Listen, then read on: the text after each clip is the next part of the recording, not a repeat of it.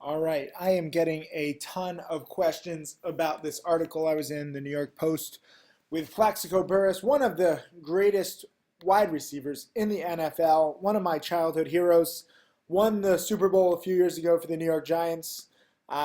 Just really amazed that this great athlete wants to take his life to the next level using stocks.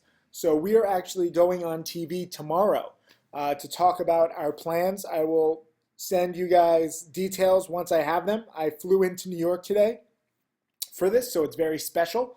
And we have something very cool to announce, and I think it's going to help a lot of athletes everywhere and a lot of non-athletes everywhere. But here are my trades today. I want to go over them real quick because I was trading while I was traveling. Normally I say don't do this because the Wi-Fi is bad, but I'm also an addict. And I like showing you that you can make money from anywhere, even if there is choppy Wi-Fi. Here is a 10-day chart of AXN. It's important to know that it was coming down. Actually, I got to kind of go out to 14 days to show you the huge run up from 60 cents to 250 and the huge drawdown. And then this is a dead pump bounce, the classic number 6 from my penny stocking framework DVD. It is the same pattern every time you want to short these kinds of bounces, these failed bounces.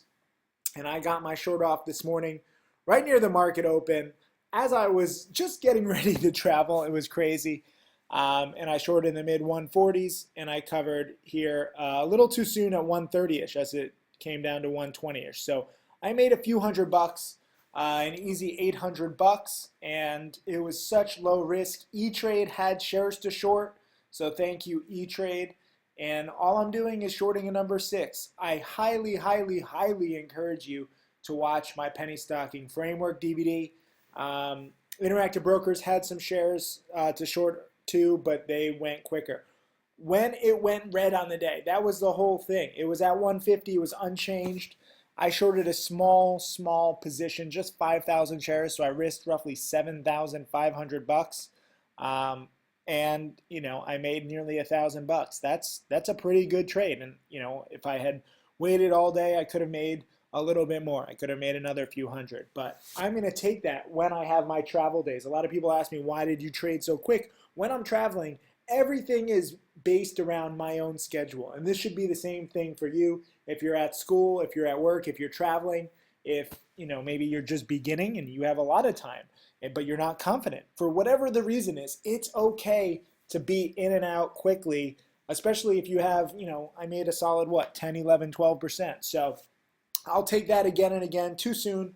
This will probably keep coming down, but when I make 10% and I have to go catch a flight, I take it pretty much every time.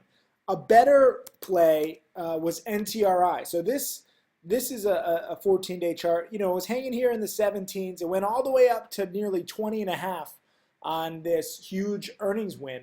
And ever since the earnings win, it's been coming down. And I've had this on my watch list for several days as a potential buy, but you don't really want to buy into any of this. And it's just coming down, coming down, coming down. So how did I predict this whole run up? Well, let's go back and look at the chart.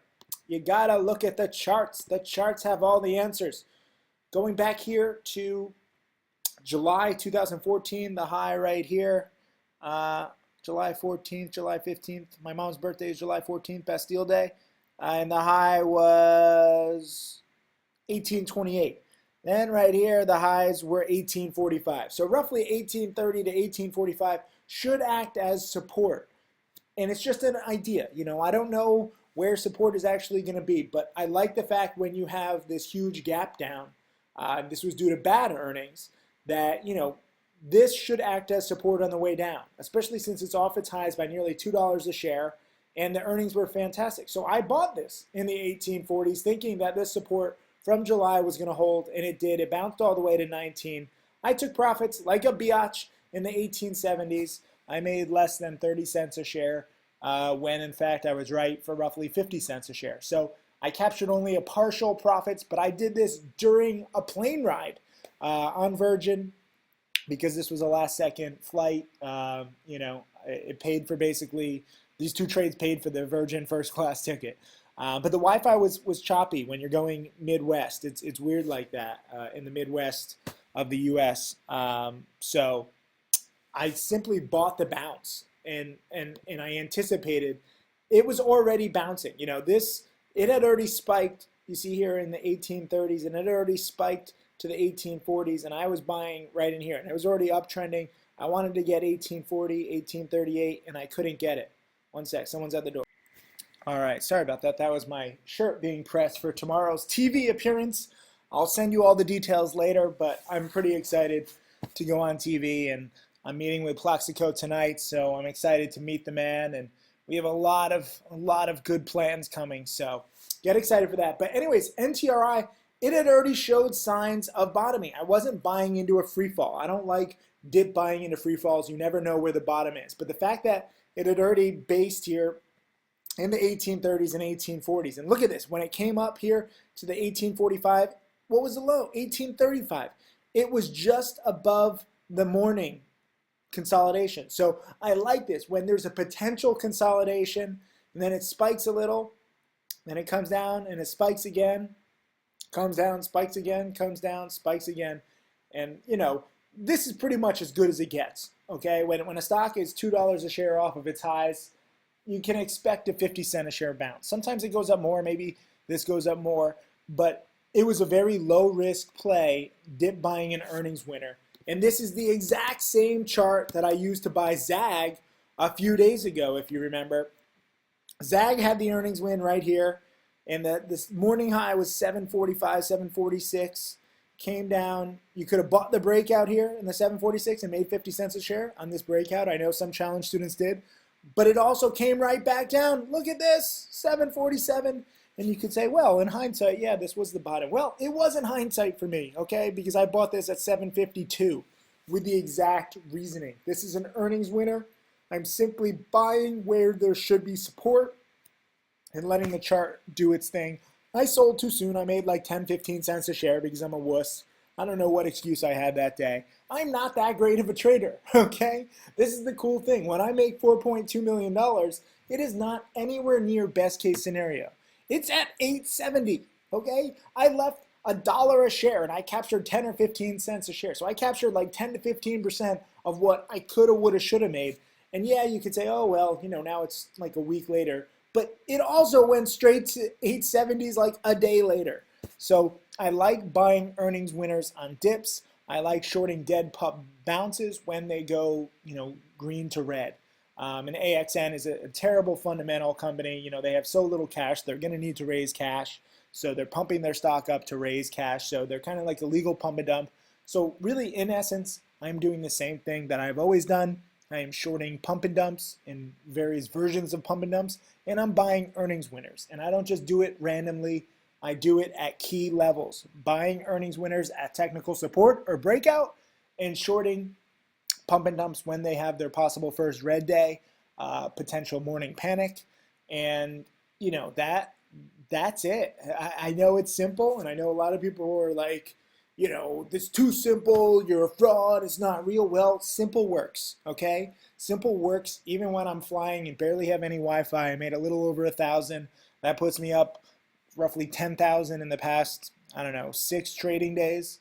Puts me up like 40,000 on the year. That puts me up something like $1 million in the past year and 1 or 2 months. Puts me up 4.23 million. It keeps adding up. Little plays like this.